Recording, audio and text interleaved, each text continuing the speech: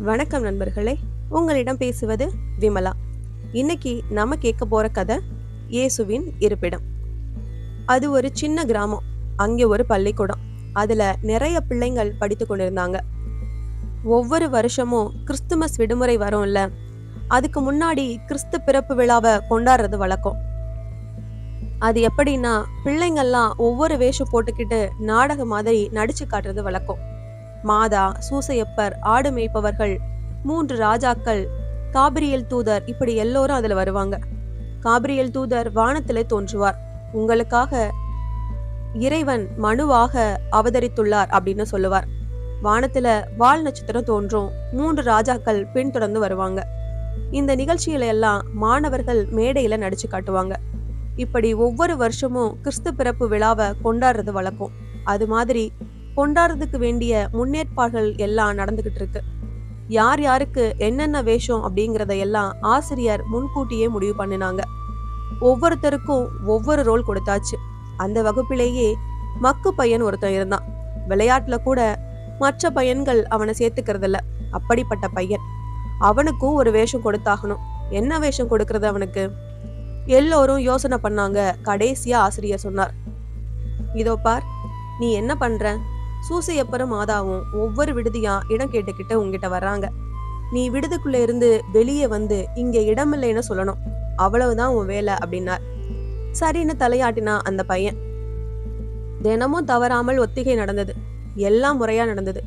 விழா நாள் வந்து சேர்ந்தது. கூட்டத்திலே இருக்கிற எல்லோரும் மேடைய ஆர்வம் பார்த்துக்கிட்டு இருக்காங்க. நிறைமாத கர்ப்பிணியான தேவ மாதாவை அழைச்சிக்கிட்டு வந்து சூசையப்பர் ஒவ்வொரு விடுதலையும் இடம் கேட்கிறார். நம்ம மக்கு பையன் கிட்டையும் வர்றார், இடம் கேட்கிறார். இவன் பதில் சொல்லணும் இல்ல, இடம் இல்லைன்னு சொல்லல. பேசாம அவங்கள பார்த்துக்கிட்டே நிக்கிறான். மேடைக்கு பின்னாடி நின்னுக்கிட்டு இருந்த ஆசிரியர் இவன் பேச வேண்டிய வசனத்தை எடுத்து கொடுக்கிறார்.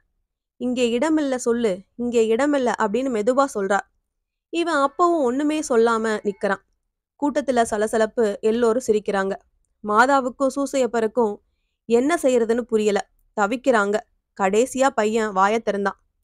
ஐயா, இங்க இடம் இல்ல. ஆனா எங்க வீட்டுக்கு வாங்க, அங்க நிறைய இடம் இருக்கு அப்படின்னு நான் கண்ணை தொடச்சுக்கிட்டே பார்த்தா அவன் கண்கள் கலங்கி இருக்கு. நிஜமாவே அழுதுட்டான். அதனாலதே அவனுக்கு வார்த்தை வரல. கூட்டத்துல சிரிச்சவங்கெல்லாம் அப்படியே மௌனம் ஆயிட்டாங்க. தன்னையே மனுவாக தந்த இயேசு கிறிஸ்துவுக்கு உண்மையான பிறப்பிடம் இது மாதிரி கள்ளமில்லாத உள்ளங்கள் தான். இது உண்மையா நடந்த ஒரு நிகழ்ச்சி அப்படின்னு என்கிட்ட ஒரு சகோதரி சொன்னாங்க.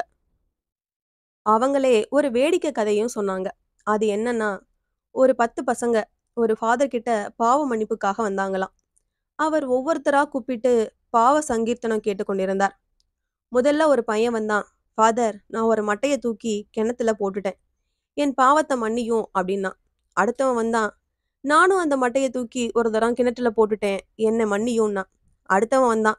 அவனும் இதையே சொன்னான். 9 பேரும் வரிசையா வந்து இதே விஷயத்த சொல்லி மன்னிப்பு கேட்டாங்க.